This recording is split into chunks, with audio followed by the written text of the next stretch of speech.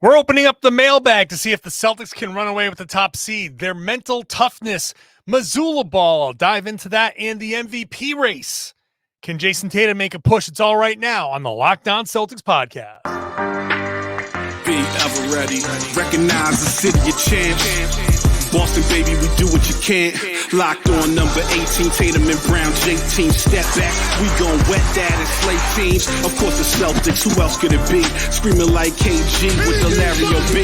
Karalis above average, assessing the team status. Best daily pod, no cap salary matching. Clutch like Bird the DJ, keep John on replay. Prime time, dapping up the truth on the sideline. Raining J's, how it started, raising banners, how we finished. Locked on Celtics pod, home of the winners. B. Hey there, welcome back to the Locked On Celtics podcast, right here on the Locked On Podcast Network, where it's your team every day, and I got you covered every day with a free, fresh podcast that drops directly to whichever device you use when you subscribe to this show, so do that right now. Also, go to the YouTube page, subscribe there, ring the bell, get notified when I drop a video, hop into the comment section, become an everydayer, join me every Monday through Friday, plus bonus podcasts on the weekends. Whenever they play every post-game, I got you covered. I'm John Karalis. I used to play a long time ago. Now I cover the Celtics for Boston Sports Journal. And today it's mailbag time. Oh, the mailbag is flowing. JohnKaralis.com/mailbag. JohnKaralis.com/mailbag to submit your questions. I'm going to start doing bonus YouTube shorts for questions that don't make it into all of these mailbags. I get so many that I think I could take a day and just answer all the questions and run them as YouTube shorts. That's another reason to subscribe to the YouTube page and kind of see if those questions get answered there. It's honestly, I get so many questions that I can't answer all of them. I try to pick some that have a bunch of variations of the same question. And sometimes people send in questions that I've kind of answered on previous podcasts anyway. So it's a little bit different, but that's something I'm going to think about doing. Today's show brought to you by Game Time. Download the Game Time app, create an account, use code LOCKEDON for $20 off your first purchase of last-minute tickets. You got the rundown on the YouTube page right over here over my left shoulder, that way. And I'll just dive into it here with Harold. With how the Sixers and Bucks are doing lately, is it safe to say the Celtics will secure the number one seed, or could the Knicks and Cavs sneak up on us? Well, I'm recording this before the Bucks game is over, but they are trailing the Phoenix Suns. A look at the standings right now has the Celtics in first place, 5 games up on Cleveland, either 5 or 4.5 up on Milwaukee, 5.5 up on New York, 7.5 against the Sixers. Obviously, Joel Embiid is out, had surgery on Tuesday morning. He is going to be out reportedly 6 to 8 weeks, somewhere in that range. Could be more, could be less. I don't know, but he's going to be out for a while. And that, if it's 8 weeks, 2 months from now, it's February 7th for this show. So that's April 7th. That's right at the beginning of the playoffs. So it's going to be tough. And Joel Embiid coming back and diving right into a playoffs, that's going to make things very difficult on the Sixers. Regular season, it's going to hurt them for sure. I am counting them out of the top. Here's the scenario and why the Celtics are kind of running away with this East. Not running away, but they're very comfortable. 5-game lead. They're 32 games to play. If the Celtics continue to win 76% of their games like they are right now, they'll finish with a 62-20 record, which, side note, everybody in Celtics Nation would have signed up for a 62-20 record. So they're on pace for that. That's amazing. I didn't think they'd win 60 games. No one thought they'd win 60 games. So here they are, 62, potentially 62-20.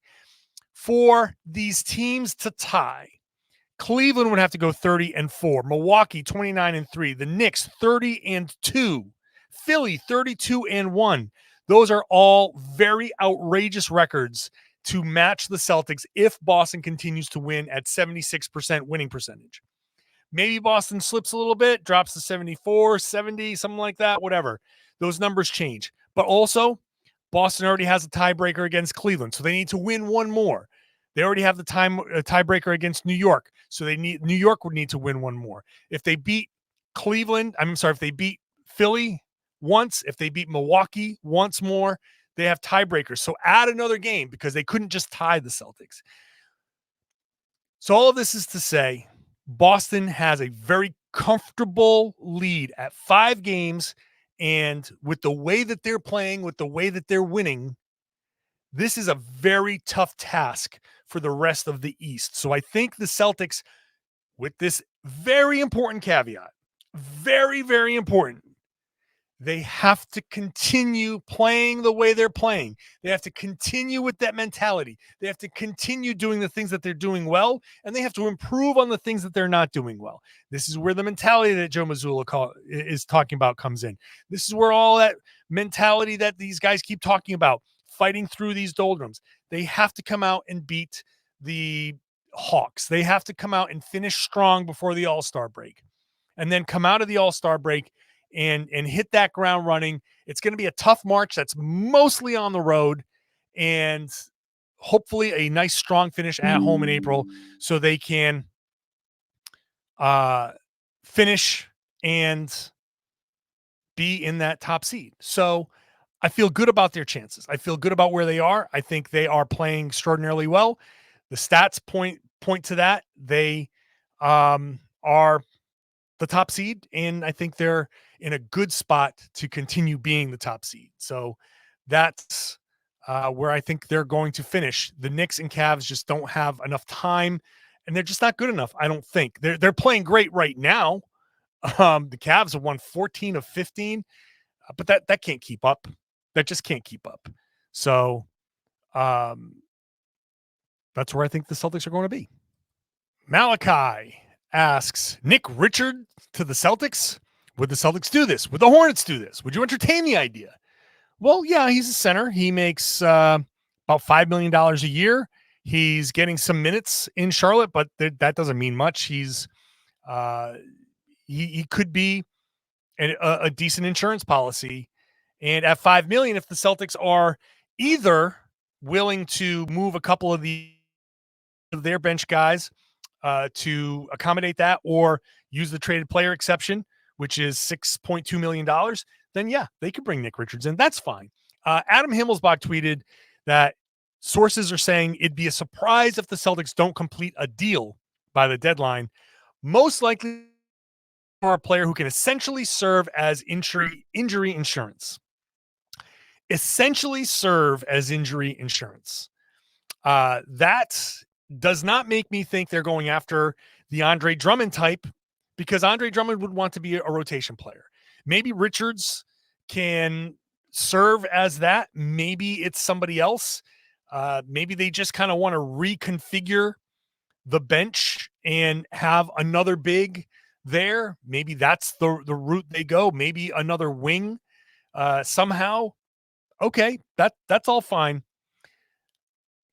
I don't think it's going to be a big splash. Essentially serving as injury insurance means another guy that can be an O'Shea Brissett, Lamar Stevens type that can get spot minutes, which brings me to Enzo, who says, should the Celtics re-sign Blake Griffin or sign Kata to a contract the rest of the season? I mean, that would serve as injury insurance. I don't know what Blake Griffin is going to do. I am very skeptical of signing a guy who hasn't played all year long and then asking him to step in after the All-Star break. But he's a guy that these guys are familiar with, that this team is familiar with. So if anybody could do it, it would be Blake. I think Kata has an opportunity to maybe be upgraded by the end of the season, but there's no need to do that. They could, if they don't think he's going to be a playoff performer, then you don't sign him and you leave that spot open, or you use that spot for that insurance. So I'm not really high on Blake, but it wouldn't, if they did it, sure, why not? I'm not anti Blake. Kata as a full-time guy who can get some playoff minutes, maybe. But again, I'm not. Are you going to throw him in there against the Milwaukee Bucks? Are you going to throw him in there against these good teams? I don't know that pinning your playoff hopes on some good Kata minutes off the bench, that's tough. He's not been in that situation, and the playoffs are so different. So yeah, maybe Blake, maybe Kata, but maybe for the rest of the season, that's fine, but you don't need to sign him to a contract for the rest of the season. He's already on a two-way deal. So I know that's not the best answer in the world, but none of those move me. They just don't move the needle for me. So yeah, sure. Why not? But let's see what deal they make. It's not going to be anything special. So we'll see. Up next, angry questions that I got after the Lakers game, and we'll see how they stand up. We'll talk about those in just a second. Today's show is brought to you by eBay Motors. eBay Motors knows passion, drive, and patience is what brings home a winning trophy, and it's also what keeps your ride or die alive. eBay Motors has everything you need to maintain your vehicle and level it up to peak performance, from superchargers, roof racks, exhaust kits, LED headlights, and more. Whether you're into speed, power, or style, eBay Motors has got you covered. With over 122 million parts for your number one ride or die, you'll always find exactly what you're looking for, and with eBay Guaranteed Fit, your part is guaranteed to fit your ride every time or your money back, because with eBay Motors, you're burning rubber, not cash. With all the parts you need at the prices you want, it's easy to turn your car into the MVP and bring home that win. Keep your ride or die alive at ebaymotors.com. Eligible items only. Exclusions apply. eBay Guaranteed Fit is only available to U.S. customers. Today's show also brought to you by Prize Picks, America's #1 daily fantasy sports app with over 3 million members. All you got to do is pick 2 to 6 players, pick their projections, more or less, and you can win. Just get it right. More or less than the projections that they set. And hey, it's something new over here at Prize Picks. It's demon time on Prize Picks. You can now win up to 100 times your money with as little as 4 correct picks. You can turn $10 into $1,000. How do you do that? Well, they got demons and goblins that are the newest and most exciting way to play at Prize Picks. Squares marked with red demons or green goblins get you different payouts. You can now win up to 100 times your money with as few as 4 correct picks. That sounds like a whole lot of fun. So go check it out. Simple to play. Make your picks, submit your entry in less than 60 seconds. Quick withdrawals, easy gameplay, gigantic, enormous selection of players and stat types. That's what makes Prize Picks the #1 daily fantasy sports app. Go to prizepicks.com/LockedOnNBA. Use the code LockedOnNBA, all lowercase, for a first deposit match up to $100. Pick those squares with the red demons or green goblins. Have fun with it. You can win up to 100 times your money with as few as 4 correct picks. prizepicks.com/LockedOnNBA. Get that first deposit match up to $100. Thank you for making Locked On Celtics your first listen every day. Go check out Locked On NBA, because I'm hosting that. When I'm done hosting this podcast, we'll be talking about Joel Embiid's surgery, the top of each conference, which is just getting crazy, and all-star stuff. Jaylen Brown is, I think, going to be in the dunk contest. Looks like he's going to defend his, or he's going to go up against Mac McClung trying to defend his dunk contest title. So Jaylen Brown's going to be in it. I don't think he should do it, but hey, whatever. Maybe it'll be fun. Maybe it'll work. So that's all going to be a Locked On NBA. Back to the questions here, and we're going to get into angry questions. We got to do this once a week, maybe once every 2 weeks during the season, so people get their questions in all along. And boy, a few angry questions after the Celtics lost to the Lakers, who didn't have LeBron James or Anthony Davis. So here's a select 2 to represent the many that I got. Matt says, Chuck, Kenny, and Shaq made some interesting points, talking about how champions fight against human nature and don't relax when they think the game is going to be easier. Shaq and Chuck talked about the Celtics' mental toughness.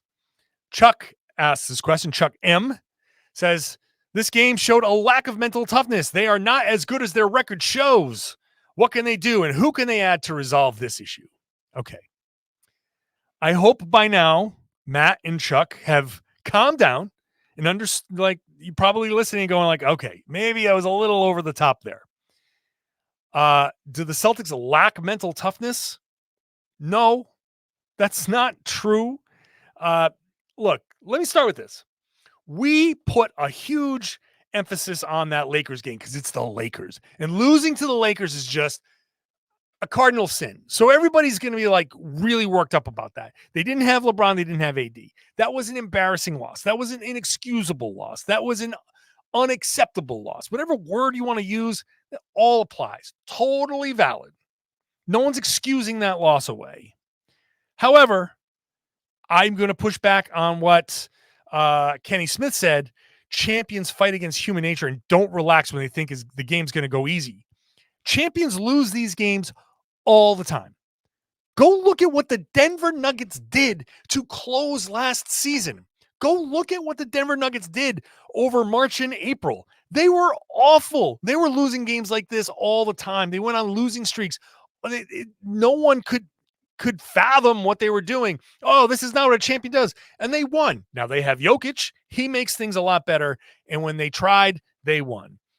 This is what happens. I hate to say it, and I don't want to excuse away poor effort and poor execution. That was just a mess of a game, and it shouldn't have happened, but it did.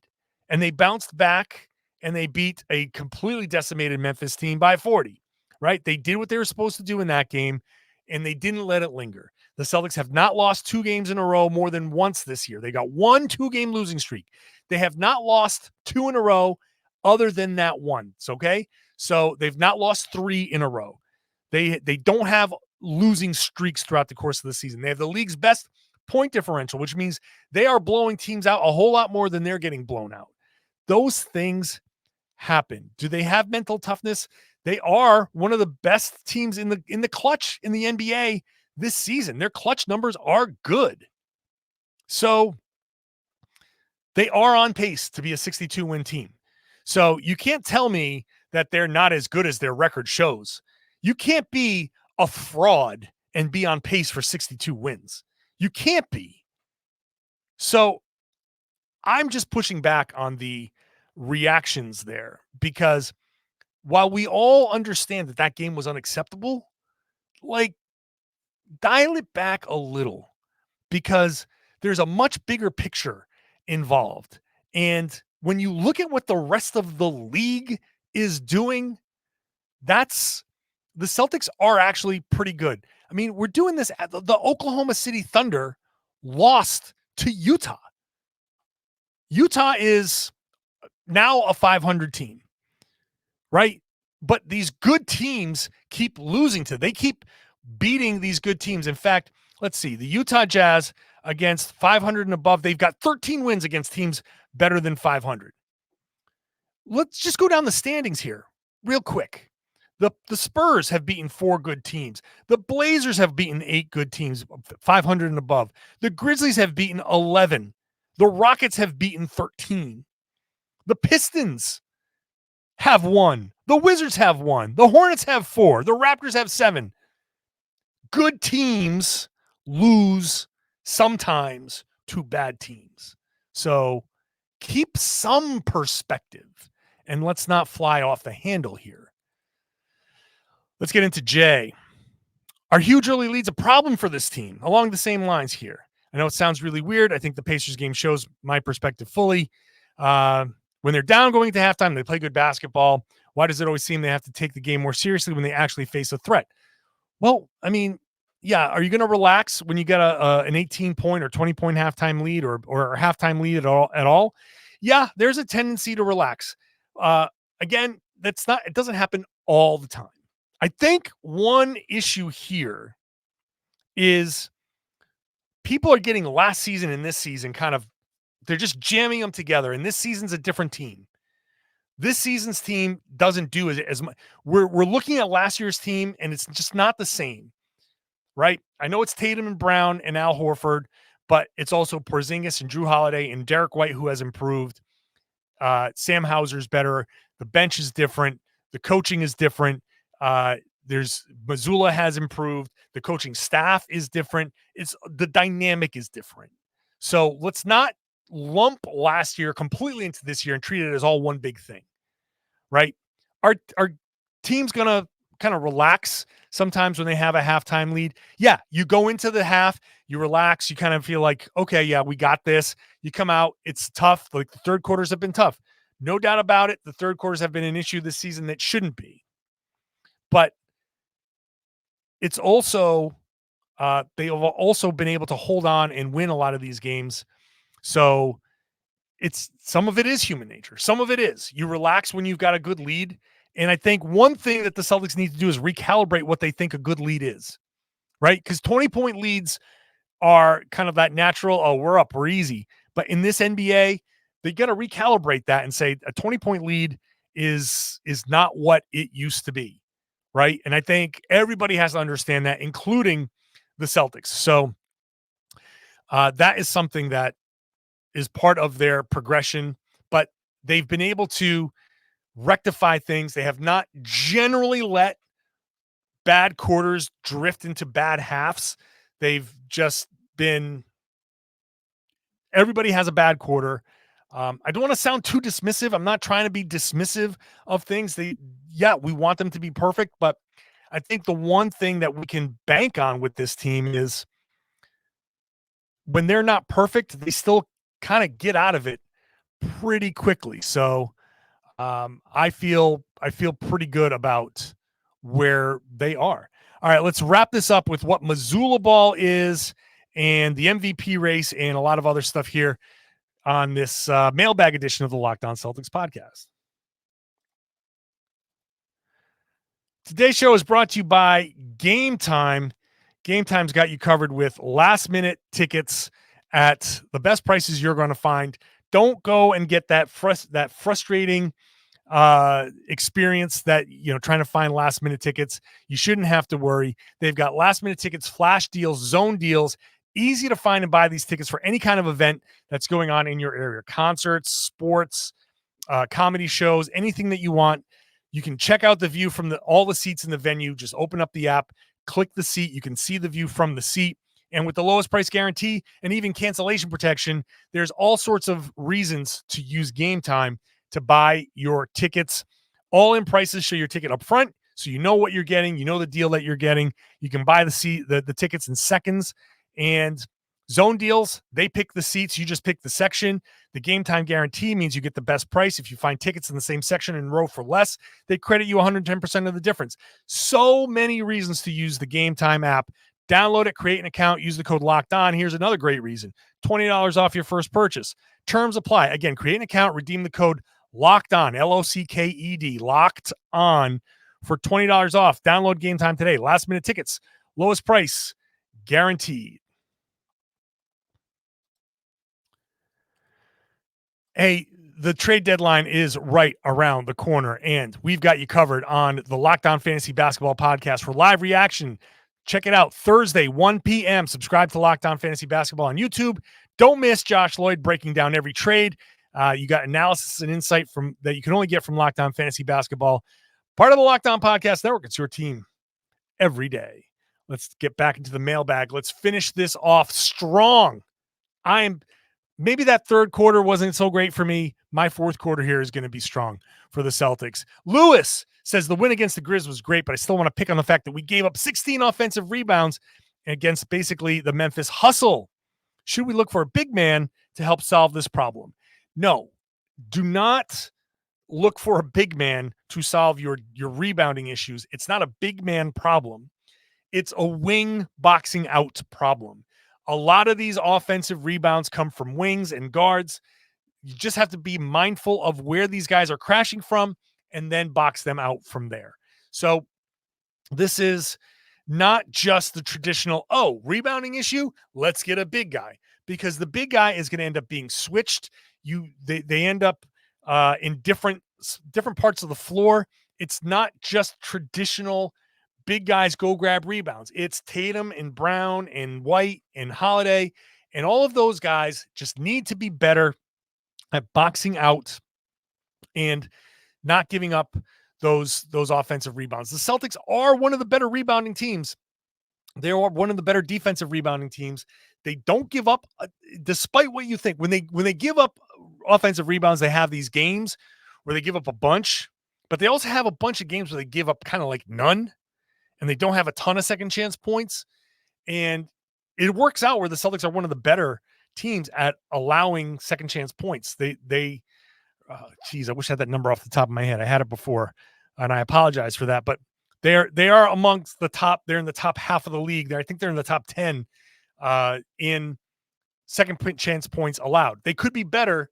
And that's a wing thing. So I would say, don't worry about getting a big guy to do that. Steph says, you say Mazzulla ball is making the right read. While I agree with you, I think it needs a much deeper dive because one could make the argument that making the right read is every team's strategy. So, yes, let's dive into this a little bit more. Mazzulla ball is playing the percentages, right? What's the percentage? What is the best play against a particular defense with the particular players on the floor? And it could be different for different players. Like this is why we say, when I say making the right read, it's kind of a catch-all. If Tatum is driving and there's no big at the rim, and even though the he might have like some kind of contest, he should try to finish. Sometimes making the right read is the same exact play, but with a slightly different defensive lineup. You go and you finish at the rim. Jaylen Brown, finish at the rim. But when a big is coming over and you're about to get challenged, or you see 2 or 3 guys, then you kick. And the Celtics do have the shooters where if you kick and it's a wide open corner 3, you should take it. If it's a kick and swing, maybe then that guy has the shot. Maybe it's a second swing and that guy has the shot. Maybe it's another swing and the first guy who passed it, Tatum, let's say, has relocated to the other corner. He catches it and drives again. There's a number of different reads. It kind of just depends on what the defense is giving you and what the open shot is. The open shot is very often a 3-pointer. Half the time it's a 3-pointer. And that's something that is, I think, like, yeah, is it encouraged? Sure. They encourage early offense 3-pointers because they do encourage, and this is part of Mazzulla ball, Jayson Tatum, Jaylen Brown, Derek White, Drew Holiday, good shooters, right? If you're bringing the ball up and the defense is stepping back, right, is retreating, and they're below the 3-point line, and you can take a very simple in rhythm 1-2 step and step into a shot, that's a good shot to them because you're in rhythm, you're a good shooter, and the contest is going to come late enough where it shouldn't bother you. And so it's at 18 seconds on the shot clock. That's going to be against modern NBA defenses.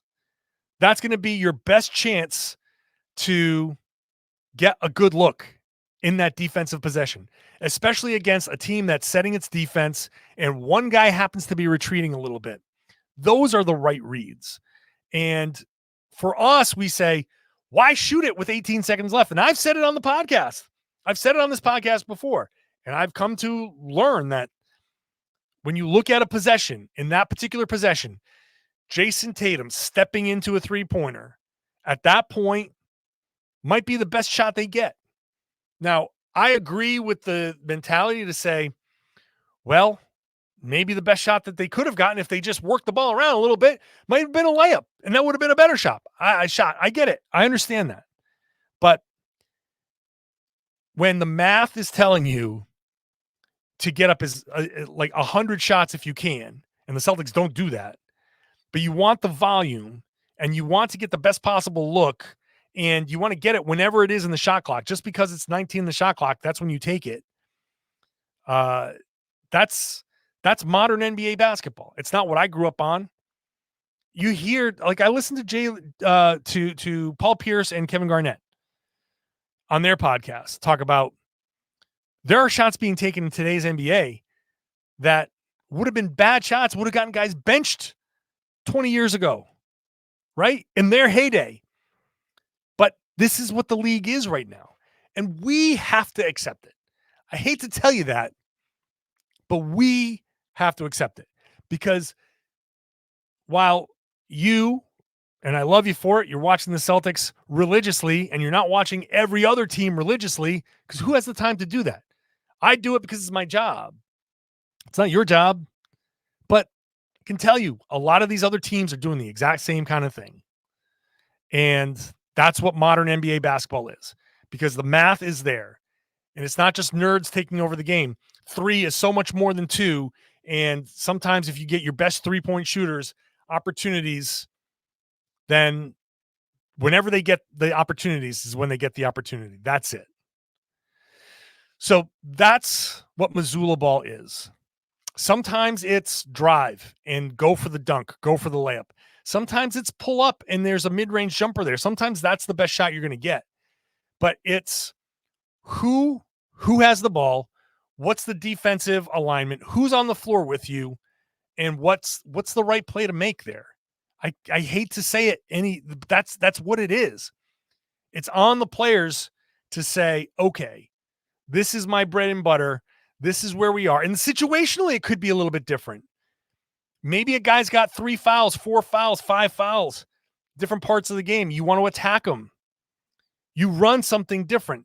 Maybe some guy's got it going and you kind of want to take advantage of a mismatch, and the right play with certain personnel is different. Or maybe it's just somebody's got on a heater and you say, well, let's try to find this guy. And that's the right play. It's just a little bit different each time down the floor. I'll finish this answer with this. Mazzulla constantly says success looks different every night. And that applies to this. If the Celtics are doing it right, they'll be able to win in any number of ways. And they have been. And that's what Mazzulla ball is. It's not just take every 3 that's available. A lot of those shots are going to be 3-pointers. No doubt about it. There's a lot of 3-pointers being taken. But the Celtics are very much like many other teams. A lot of teams are taking a lot of these 3-pointers. It's just what it is. All right, let's keep going here. Carl, with top contenders like Embiid dropping out of the MVP running via the 65-game rule, is there a chance Tatum could win it? Would people call him undeserving for getting in that manner? People will say a lot of things. So maybe yes, if he does. I don't think that he's going to win it, because you still have guys having great seasons. Like I still think Jokic, there's a 4-way tie at the top of the West. And Jokic, the Nuggets are in there. I think Jokic is just a better player. So I think it's going to be his MVP. But with Tatum, with Embiid out, and, some dark horses like Tyrese Halliburton, not that he was going to get a lot of votes, but he would have maybe gotten some 5th place votes. And with those have to go somewhere. So maybe Tatum squeaks in that way. He just racks up points. Who knows? And there's going to be like 30 games left for people to kind of change their minds. And if Tatum finishes strong, maybe he just works his way into the conversation naturally. But it certainly helps that Embiid is dropping out, but I still don't think Tatum is going to win it. There's a chance, obviously. Celtics, if they're a 62-win team, you're not going to tell me that the best player on that 62-win team isn't going to get a chance. But I still think that other guys are going to have a better opportunity. Final question, Mike. Let's say bench player X, who only plays garbage time, is traded this week. In your opinion, as a former player, is player X more upset that he's no longer on the team, favored to win championship, or excited that he'll probably play more, even though it's for a cellar dweller? Is it also risky to tamper with the locker room chemistry? These guys all seem to be legitimately enjoying each other. Is it worth it just for an insurance policy? So you have to consider the chemistry for sure, depending on the insurance policy, right? This is why Andre Drummond kind of scares me. If that's your insurance policy, is he going to be willing to play the role? And as I said this on yesterday's podcast, if he's not, if there's any, I feel like that's a risk to the chemistry. And if there's any risk to the chemistry, I'd rather preserve that, because if somebody comes in and isn't getting playing time in the playoffs and is griping during the playoffs, then that guy is not going to be helpful. So that is a risk for sure. And you have to be sure that the guy you bring in, whoever it is willing to accept whatever the role is. And that's going to be part of Brad Stevens' calculus. Now, if a bench player who only plays during garbage time, so we're Lamar Stevens, O'Shea Brissett, somebody like that, there's going to be a piece of them that's upset that they're going to leave a good team, right? But this is a business. And just like Peyton Pritchard last year, he wants to play because he's got contract. He's got a contract that he wants to get. And he got a good contract from Boston. But look, these guys, this is their job. This is their job. And you, me, we get to sit here and talk solely about championships. We can focus solely on, does this help the Celtics win a championship, yes or no? And that's how we evaluate everything. And to you, Boston fan, New England resident, Boston resident, you have some sense of pride. It's all about winning. You don't give a damn. And look, let's be honest. None of us is getting rich doing what we do. We work hard. We earn our money. These guys make lottery money. Like, they hit the Mega Millions. Every offseason, 10 guys hit the Powerball and Mega Millions in the NBA. And it's like, well, yeah, I would want to, take a bullet to win if you can give me that much money, I get it. But these guys are going to be thankful to get the opportunity to show something, to prove something, and to get that next big contract. Because every player in the league wants to hit the lottery. No one wants to miss out on their chance to hit the lottery. And as I've always said, players have a finite amount of time. Now, some players have a longer finite amount of time, but LeBron James is still going to have to retire. At some point, he will no longer be NBA level basketball. Now, his NBA level basketball lasts a whole lot longer than Lamar Stevens, but Lamar Stevens wants to be in the NBA as long as possible and have his opportunity to make millions of dollars. And when he's 30-something, 35, he's going to be doing something else, coaching, doing whatever it is, but he's going to run out of time to make money playing basketball. So as much as these guys want to win championships, these are the realities. They have to make their money, make their living, and they have to do it within a very small window of their lives. And it's got to last them the rest of their lives because there's no other job that's going to pay them like this. So this is where you make the bulk of the money for the rest of your life. And if you think of it that way, whatever job that you do, whatever it is that you do, if you had to only do that job until you're 35, and that was going to be where you make 80% of your money for the rest of your life, how would you approach your job? That's why these guys make the decisions that they do. So thank you, everybody, for submitting your questions. JohnKaralis.com/mailbag to submit your questions. I would love it if you subscribe now, because I've got you covered Monday through Friday, bonus podcasts on the weekends. Whenever the Celtics play, I'm doing a podcast. Subscribe wherever you get your podcasts. Get onto that YouTube page, hop into the comments section. Let me know what you think, and then share the podcast. Tell everybody that they should be listening to and watching the Locked On Celtics podcast here on the Locked On Podcast Network. Your team every day.